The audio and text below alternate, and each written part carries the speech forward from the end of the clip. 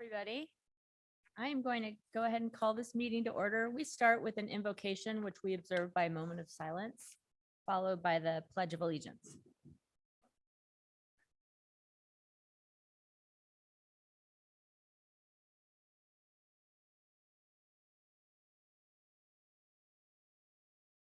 I pledge allegiance.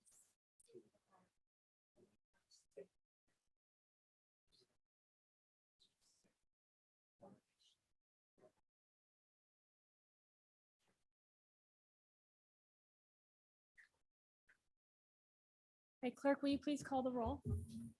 Bajent. Here. Halliburton. Here. Haney Keith. Here. Nash. Here. Stead. Here. Willits. Here. All present. Thank you.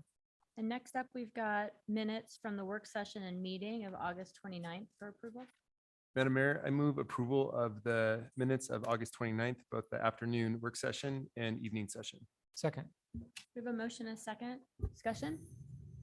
Clerk? Nash. Yes. Stead.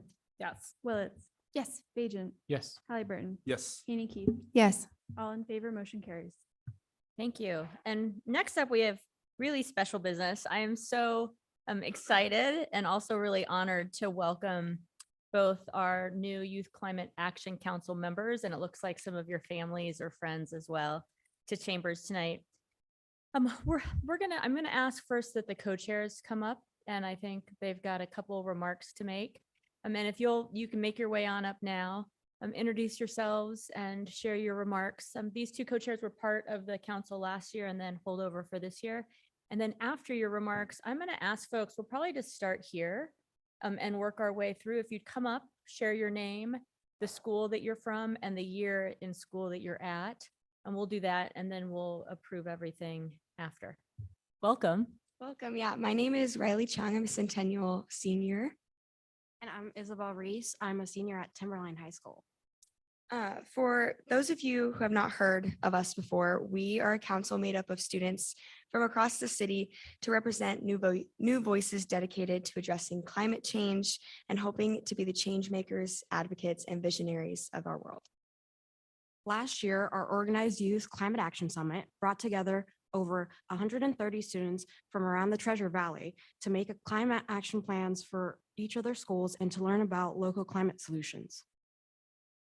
We also worked on a climate action project as one-of-a-kind collaboration between high schoolers and the Planning and Zoning Department in Boise. We introduced new ideas about a more climate resilient Boise, where we reimagined a parking lot space and purpose using tactical urbanism. We'd like to thank the Watershed, the City of Boise, as well as our advisors and coordinators, Jenny and Augie, for allowing us the space and time to work with highly qualified individuals and have our young voices heard on the most pressing challenge of our time. It was with immense honor to be entrusted with this voice, and we cannot express how much it means for us to be able to join such a passionate group of individuals committed to taking action for the future of our city and for our planet.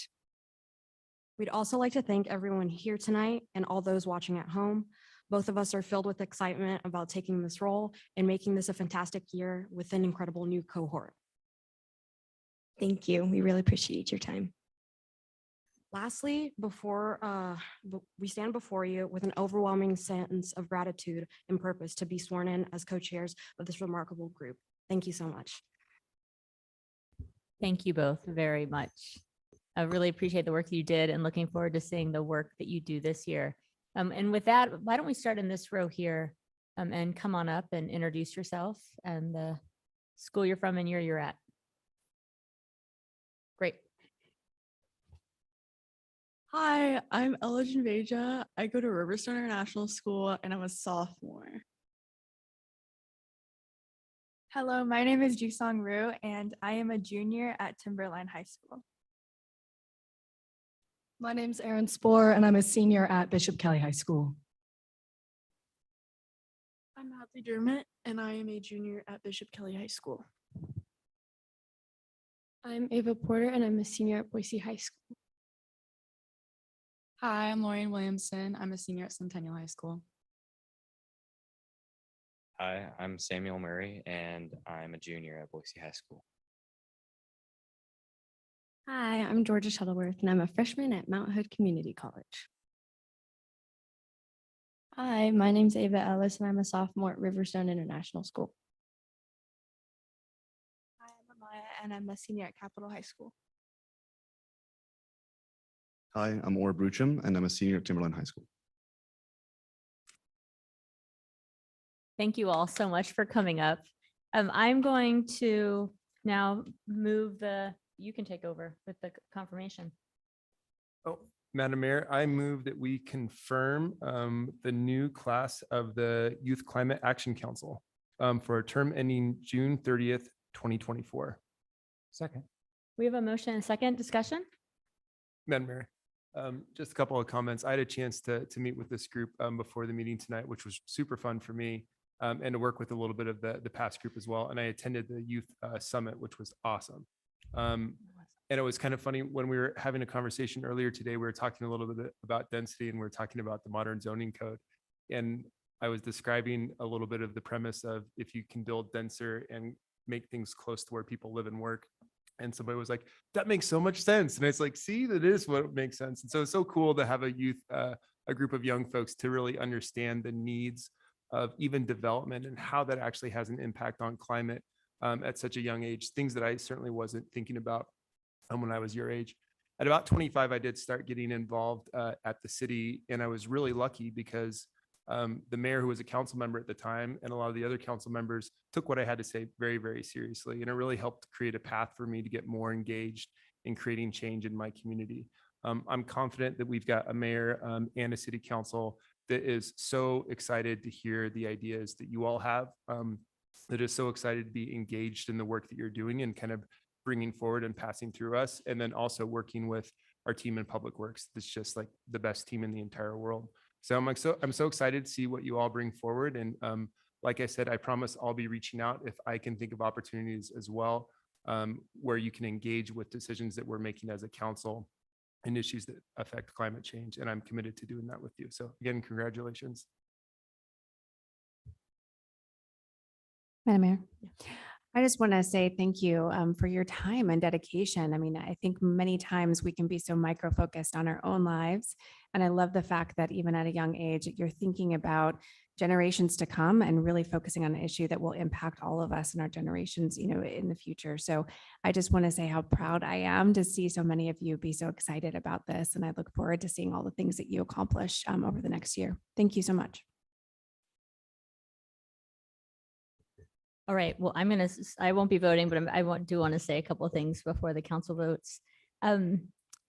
First off, congratulations. The Public Works team takes really seriously, as I said to you when I visited with you beforehand, the role of this council, and we get a lot of interest, and we take seriously the recommendations that we get from the schools, and then of course your interest in this. And so really appreciate that you're here and mean it when I say I'm really looking forward to seeing what you decide to focus on, and then the path along the way.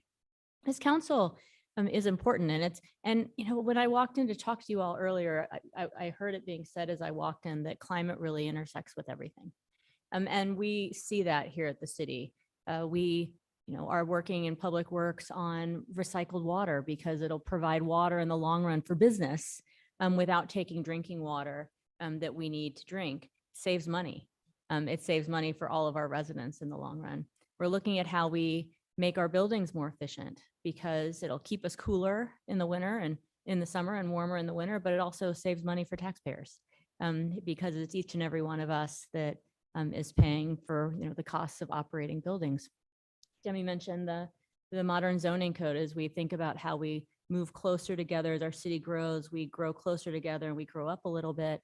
It creates tight-knit communities, but importantly, a map for how we, in financially efficient ways, provide services to our residents. And so know that as you're thinking about, all of you do, as next generation leaders, recognize the connection that climate has to the way we live, the way we work, the way we play.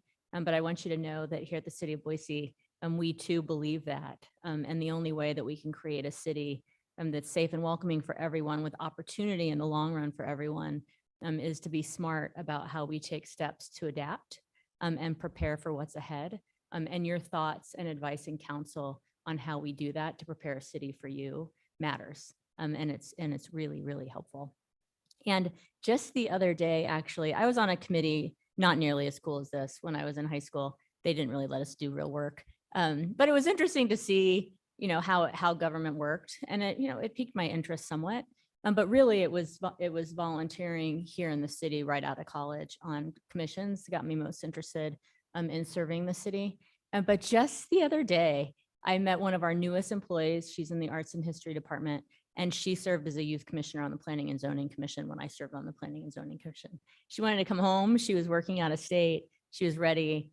She knew after she served on Planning and Zoning that she wanted to be involved in public service in some way, and went to school, found a job, decided she wanted to come home, and found a job here at the city. And it was so wonderful to welcome her back. And so I hope that this year plants the seeds of service even further or deeper for each and every one of you, and that you find ways to connect on what you're doing at school and in your life with what you're suggesting that we do here. And that ultimately you walk away having had a great experience and knowing that you helped us along the way. So thank you all very much. Nash, Yes. Stead, Yes. Willetts, Yes. Bajent, Yes. Halliburton, Yes. Haney Keith. Yes. All in favor, motion carries. Thank you. And we'll break for just a couple minutes if folks want to leave, because now you're official. Congratulations. I guess we should, yeah. I forget. It's just like we just move on to the next thing without making it clear that you've been voted in. Welcome. Congratulations. You're official as members of the Youth Climate Action Council. We'll take a couple minutes just to let everybody find your way out. You're welcome to stay, but I don't want you to feel uncomfortable leaving. So we're going to break for a couple seconds. Thank you all so much.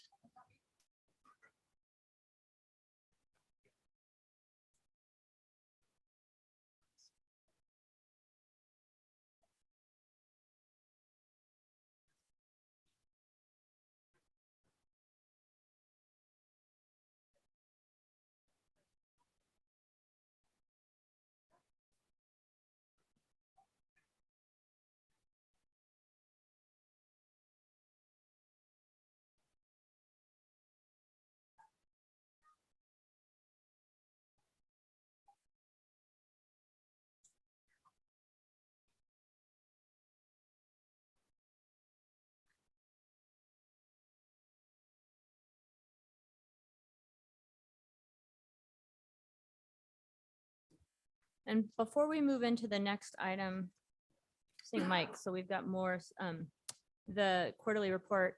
We are deferring the second item on the public hearings, 403 Ada Street. Looks like folks aren't here, but I just want to, unless that changed, I'm getting a look from Josh. We're deferring, correct? So nobody's here for that? All right, we're going to make the motion later. I just want to let folks leave if you needed to. Welcome. You've got some apprentices with you today, Mike? Yes, Mayor. Madam Mayor, council members, good evening. My name is Mike Chirac. I work in the budget office, and I am here to briefly present you a few slides on the third quarter financial report.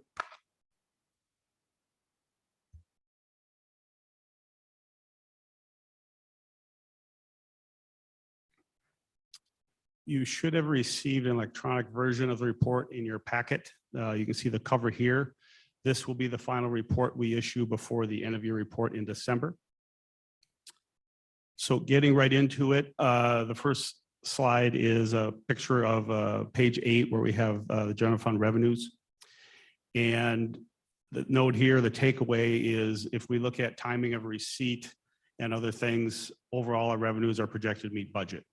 There are 3 I'm going to talk to now briefly that are enough of a variance. We want to just mention those to you. The first is departmental revenue. About half of that is parks revenue. The good news is parks programming and participation has come back. We are about $1 million in revenue ahead of where we were last year in parks. So we do project departmental revenue to end the year above budget. The next one listed there is development fees. And we've had a lot of development fee revenue and construction in recent years. Things have slowed down somewhat. Compared to last year, we're down about $3 million. We have reduced the budget, but we still project we may be $500,000 to $1 million below budget, depending on how certain large projects may come in or not. But that is another one that is going to be potentially off the mark. And then at the bottom, we have sales tax. And two things there. One is sales tax for the quarter ending June actually were lower than last year. So we've had very high growth in sales tax collections at the state, but it was almost 3% down for that quarter.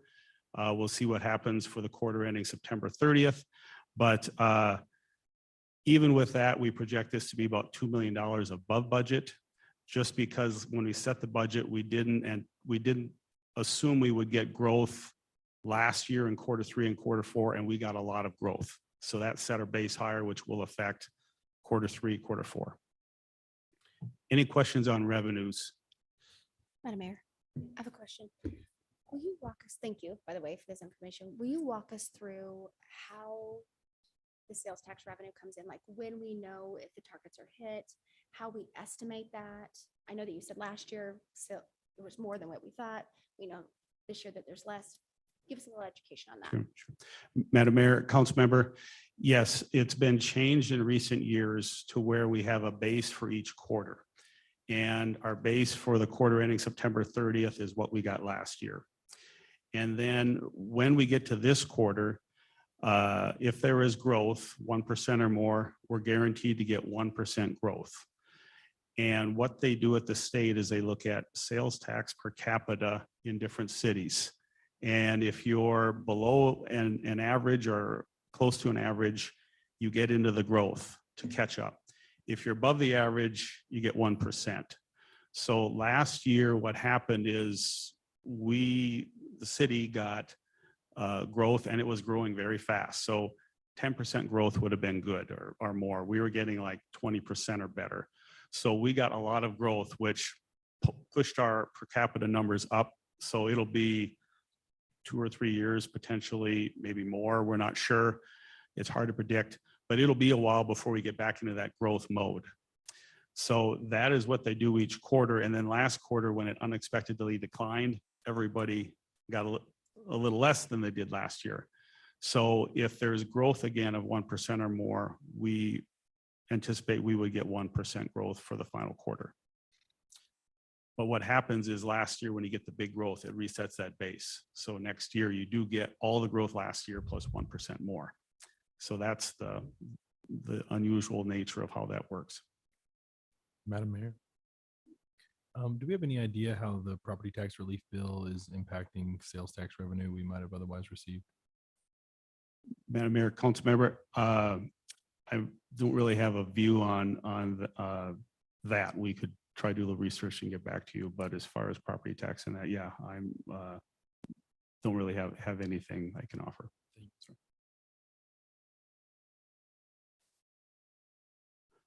Okay, moving on to general fund expenditures. This is on page 18, the graph at the table at the bottom. And we group everything into personnel and then maintenance and operations and some other small non-personnel expenses.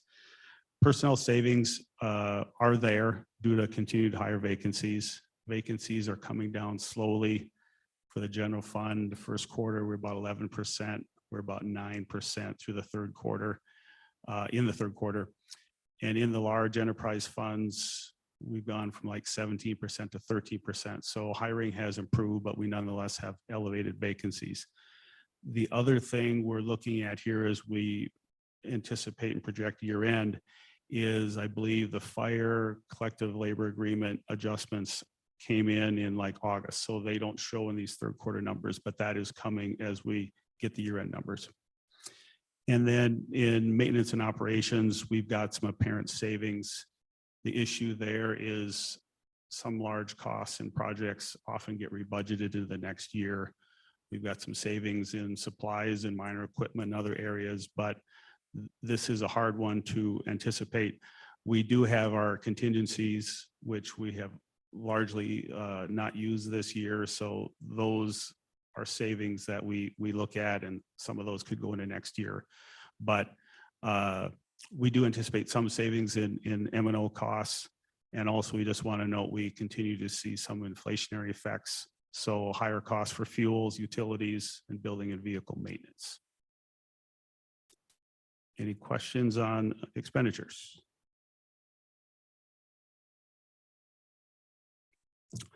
Okay, and then we have just a few slides on the Boise economic environment. And we start with employment. And this graph is in the report. And this shows just jobs in the city of Boise. And if we look at June of this year, when the last month in this quarterly report, and we compare it to June of 2022, we're up about 2% or a little better, about 2,800 jobs.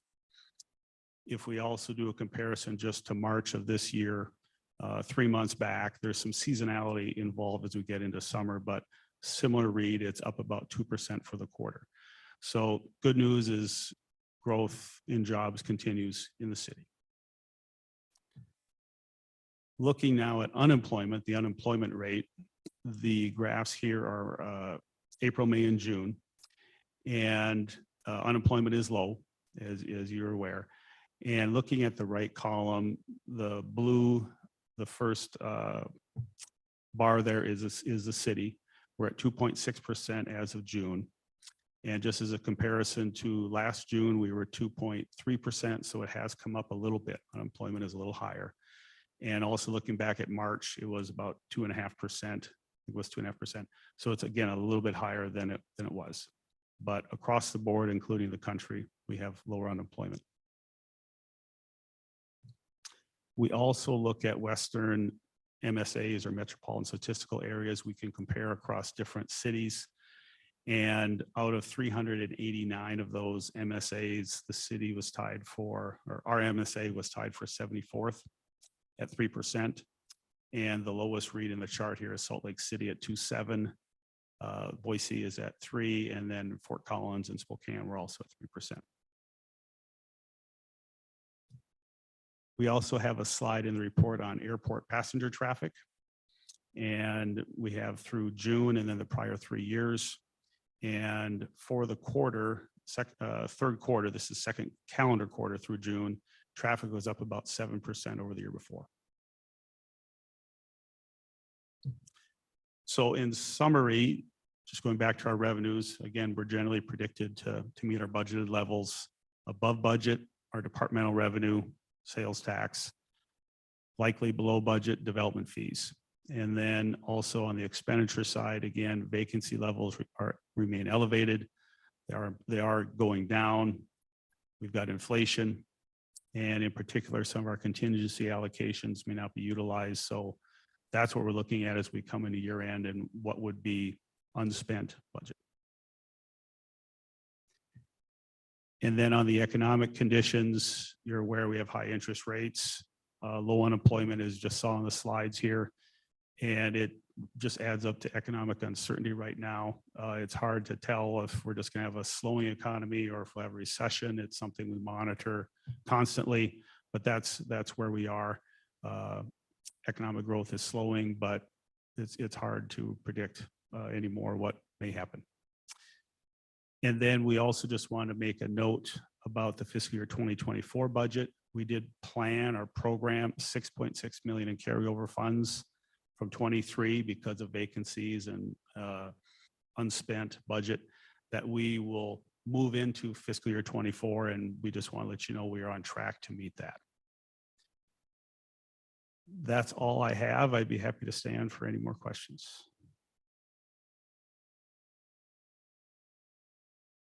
We appreciate the quarterly report, Mike. Thank you. All right, we will move into the consent agenda. All items with an asterisk are considered to be routine by the council and will be enacted by one motion. There's no separate discussion on the items unless a council member or citizen so requests, in which case the item will be removed from the general order of business and considered in its normal sequence. Madam Mayor, I move approval of the consent agenda. Second. We have a motion, a second, any discussion? I just wanted to flag 2 items on there. Item number 10 is a lease for Jesse Tree. We're renewing that lease for Jesse Tree for 5 years. And as all of you know, Jesse Tree is a really important partner when it comes to keeping folks in Boise housed, and keeping them housed. One of the best approaches to preventing homelessness and keeping homelessness low. And this is a way that we have been helping them over time. Is we had a great building in a good spot that they use for offices. And so I appreciate this council has from time to time provided grants and investments in Jesse Tree, because they provide services that we know our residents rely on. And this is another way that we can provide support to them through this lease. And then number 20 is Terry Riley, our contract with Terry Riley for services at New Path. New Path is permanent supportive housing. We appreciate that Terry Riley has continued to provide the services to our most vulnerable residents who need those services to stay housed at New Path. And this contract actually expands the work that they're doing, because now they will provide at-home care for folks who have medical needs. And so they'll be able to go and visit folks that are housed at other locations and provide the care that they need. So really appreciate the growth in this contract at this time. That Chair, will you, Clerk, will you call the roll? Nash, Yes. Stead, Yes. Willetts, Yes. Bajent, Yes. Halliburton, Yes. Haney Keith. Yes. All in favor, motion carries. And now we'll move into, thank you. We'll move into ordinances. We've got 2 on first reading. Madam Mayor, I move that all ordinances on the first reading be read by number and title only and filed for the second reading calendar. Second. We have a motion and second discussion. Madam Mayor. Yes. Usually we do this with unanimous consent. I asked to make a motion today. These 2 ordinances are related to the tenant protection discussions that we've been having for the last several months. And I'm not going to actually speak too much to these ordinances. We can do that as it moves down the calendar. I just want to speak a little bit about the process here. I truly believe that this is a council that cares about its community members and always is wanting to do what's best for them. And sometimes we want to do that in slightly different ways, which can make it a little bit challenging for staff, because then you've got 6 different people that are giving direction and input that staff has to navigate and come back. And so I just want to take this opportunity to say thank you to staff for all the hard work on this one. I know that it took a lot of work working with us to get to a spot where I think that we wanted it to be. And I knew it took extra work from you, Nikki, from other folks in the department as well. And so just want to say thank you. And it doesn't help that you have a new council president as well that's also trying to navigate things at the same time. So I appreciate the extra patience. I appreciate everybody's work on here. So that's why I made a motion instead of asking for unanimous consent today. Madam Mayor. Yes. I just want to echo that. I think this is an incredibly important aspect to our ordinance changes, and tenant protections is a huge issue that I care passionately about. And so I know with all my questions and all the issues that we've had, I really appreciate all the work and also with legal as well, just really working through this and making sure that we came up with an approach that we think works, but kind of impacts all of the kind of tenants here in the city. So thank you very much. Madam Mayor. I feel the same way my colleagues do, especially about what we put Nikki through to get to where we are today, because I think this came back to us at least 3 times. And those are just the public meetings. They're not the one-on-ones and the conversations that you've had and the work that you've done, day in and day out on this. One of the things that I really appreciate about that is I do think we made a better product in the end. Something that was very important to me was that we not, while helping people with one hand, we don't burden small landlords with the other hand. And after a lot of hashing out and discussing what, from Nikki's perspective and legal's perspective, could work, and from my perspective, and I think other council members' perspective, what needed to happen, I do think we got there.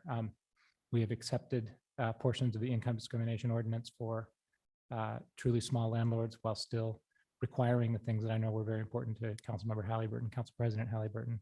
And so, all that hard work really did pay off. And in addition to being grateful, I think we've actually produced a quality product too. Well, I don't expect to be voting, and it sounds as though we'll be talking about this at third reading. I do want to thank both the public that came and testified and our staff that helped this council take that testimony into account and bring to us what we've got today, which are what I would call some common sense tools to both protect those who are renting in our community as well as work with small businesses and others who are providing those homes through a contract. And, at the end of the day, these were about making sure that residents knew the rights that they had, that we don't see residents unexpectedly unhoused or having to pay deposits when they get a notice that their building's going to be demolished, as we've seen in this community lately. And that again, once again, we say through our non-discrimination ordinance that discrimination is not okay.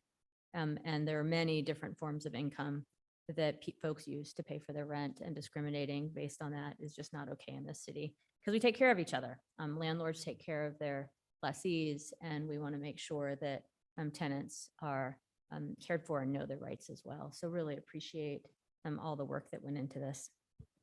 Madam Mayor, Yes. is there an opportunity to ask staff questions? No, this is a vote Okay. to move it to reading. Okay. Nash, Yes. Stead, Yes. Willetts, No. Bajent, Yes. Halliburton, Yes. Haney Keith. Yes.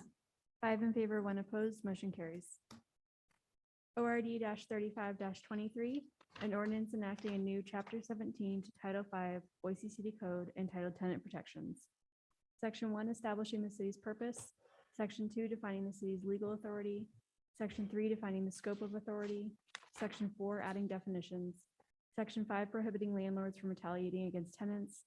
Section 6, requiring landlords to provide tenants a notice of rights. Section 7, reserved.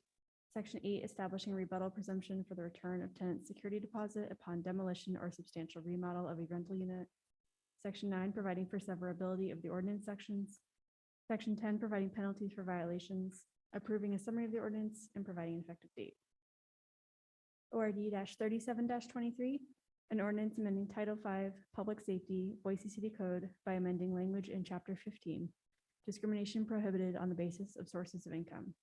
Amending Section 5-15-1 to add to the purpose. Amending 5-15-2 definitions to amend and add definitions to include source of income. Amending 5-15-3 to add source of income in prohibited discriminatory acts. Amending Section 5-14-4 to clarify existing exceptions and add additional exceptions. Adding a new Section 5-15-8 severability, approving a summary of the ordinance, and providing an effective date, January 1, 2024. We have nothing on second and third, but we do have a first, second, and third reading. Madam Mayor, I move that all rules of the council interfering with immediate consideration of ordinance 36-23 be suspended, that the portions of Idaho Code 50-902 requiring an ordinance to be read on 3 different days, twice by title and once in full, be dispensed with, that the record show it has been read the 3rd time in full. Second. We have a motion to second discussion. I won't be voting on this, or I don't expect to, but I do want to say a couple things on this. I appreciate again the council's look at this and staff work on this. And I want to be clear that this is intended to help those who have experienced the crime of graffiti on their property. We have found that, as a city, we can't just go onto private property and clean up graffiti, and we want to make it easier for folks to get that done. And so really appreciate the approach that we took, that we will be looking for the next year at what it costs the city to do this. We want to be helpful to property owners that aren't able to clean it up themselves and get this covered up. And then a year, we'll look at the costs, as well as some recommendations from staff related to that, as to how we relate to and work with other public agencies that are taxpayer funded groups, where we will also go in and clean up the graffiti just to get it taken care of faster. Clerk, will you call the roll? Nash, Yes. Stead, Yes. Willetts, Yes. Bajent, Yes. Halliburton, Yes. Haney Keith. Yes. All in favor, motion carries. ORD 36-23, an ordinance amending Boise City Code Title 4, Chapter 1, Section 1, Subsection E, thereby creating a graffiti nuisance. Amending Boise City Code Title 4, Chapter 1, Section 1 to add a new subsection F consisting of the struck prior subsection E nuisance language. Amending Boise City Code Title 4, Chapter 1, Section 4 to add a new Section C, thereby waiving the charging of graffiti nuisance fees or taking it for enforcement action to recover graffiti nuisance abatement costs. amending Title IV, Chapter 1, Section 6, thereby excluding graffiti nuisance abatement violations from criminal penalties, providing for a waiver of the reading rules, and providing an effective date of October 1, 2023. Madam Mayor, I move that ordinance 36-23 be approved. Second. Madam Mayor, I would just echo the comments that you made already. And then again, like earlier, thanks, to the staff for the work on this one. It may not seem like the biggest thing in the entire world, but it actually is important. It's pretty nuanced. And this, I think, is a really proactive approach that the city's taking, and all the work that went into it is extremely appreciated. And I think appreciated by our community as well. So thank you for all the hard work here. Madam Mayor. I'd like to thank the staff as well. I know that this has been a big issue, and you might recall that this is something that came up in the budget hearing from some of our neighborhoods in West Boise that are seeing this, and just appreciate us trying to do whatever we can to address it and to get ahead of it. And I think this is a great solution, and we'll just see what happens and how we can move forward. So thanks for giving us an opportunity to move things forward. All right, clerk. Nash, Yes. Stead. Yes. Willetts. Yes. Bajent. Yes. Halliburton. Yes. Haney. Yes. All in favor, motion carries. Thank you. And now we'll move into the one public hearing of the evening. This is the Danish Flats preliminary plat, SUB 23-13. Is anybody here to discuss this other than the applicant? Madam Mayor. Yes. I'm gonna ask. Oh, to- yes. Yeah, that's okay. I'm gonna recuse myself from this item in an abundance of caution since I have my work on the Planning and Zoning Commission. Great, thank you. All right, if you happen to be in agreement with the terms and conditions of the staff report, you can also just let us know.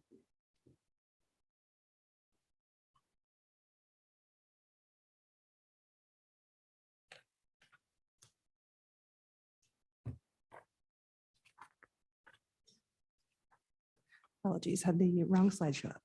Madam Mayor, members of the council, the item before you is SUB 23-13. It's a preliminary plat for 8 single-family, 12 townhome, and 4 common lots located at 1907 North Fry Street on 1.39 acres in an R2 zone with a compact land use designation. The applicant is proposing 20 buildable and 4 common lots to maximize the density at 14.3 units per acre. The R2 zone allows for up to 14.5 units per acre. 2 common lots provide access to the development, while another 2 provide some common open space. Buildable lot sizes range from approximately 900 square feet to approximately 5,500 square feet.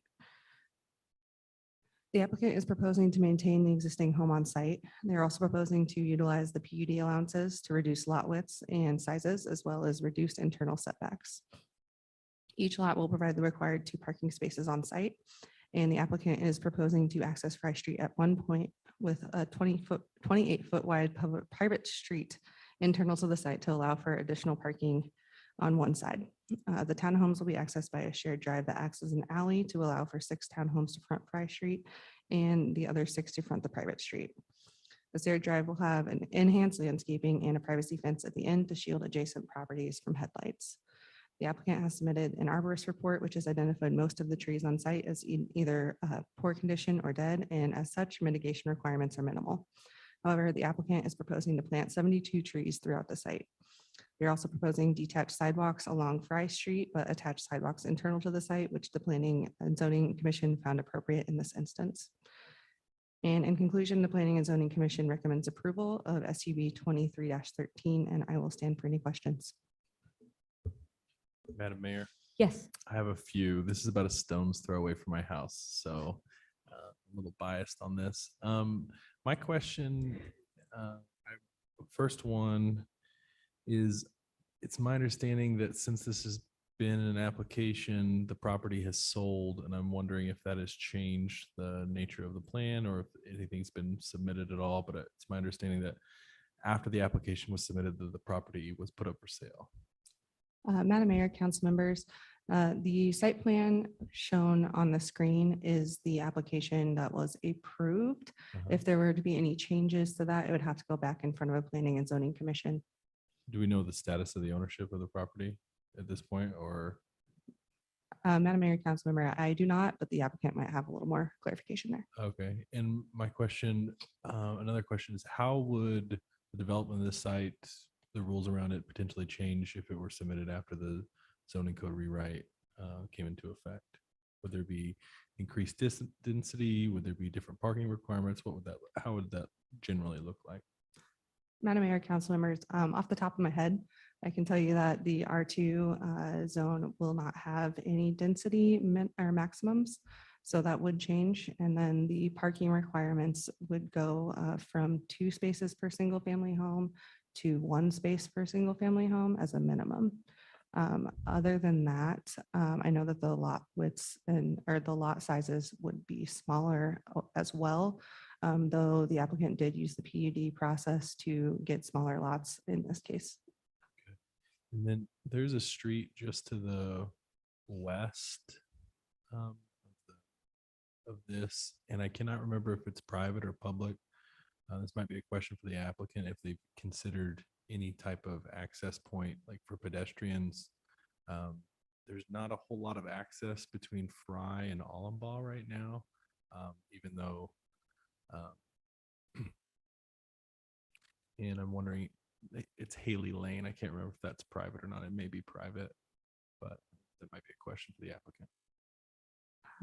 Madam Mayor, council members, I can confirm that Haley Lane is a private street.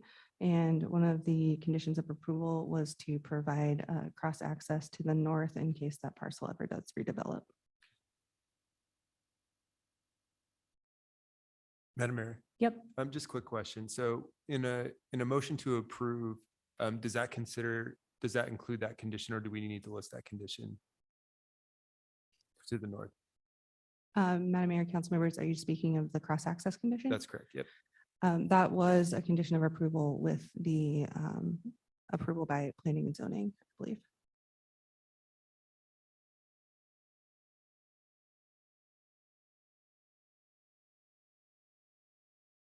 Thank you. Ben, come on up. Welcome. Sounds like you've got a couple questions to answer.